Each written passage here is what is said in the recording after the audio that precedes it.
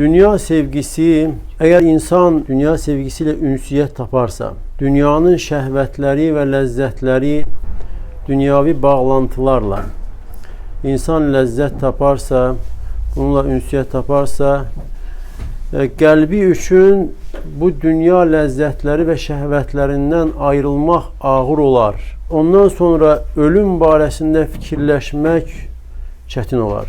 Hansı ki ölümlə o sevdiği dünya şəhvətləri ve lezzetlerinden insan ayrılır. Və kullu men kariha şey'en defa'ahu an nefsihi, ve kim de bir şeyi xoşlamasa onu özündən uzaqlaşdırmaya çalışır.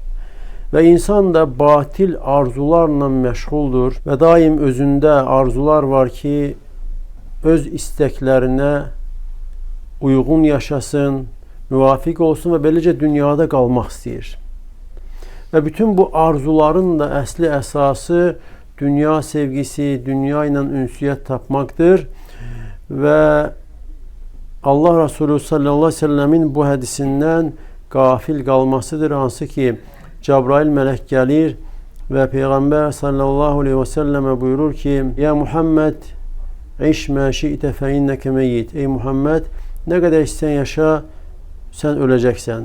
Ve ahbib men şi'te fe inneke mufarikuhu. Kimi istersen sev, ne istersen sev, ondan ayrılacaksan. Ve ne istersen emel et, onun əvəzini göreceksen. Ve Allah Teala Kur'an'da Kıyamet suresinde buyurur ki: Kella bel tuhibbunel acile ve tederunel ahira. Hayır, siz dünyanı sevirsiniz, ahireti ise kenara, arkaya atırsınız. Yani dünya sevgisi birinci gelir, sonra insan ahireti kenara atır. Dünya sevgisi kalbine hoptuktan sonra, kalbine hakim kesildikten sonra insan ahireti, ahiret için lazım olan emelleri atır kenara.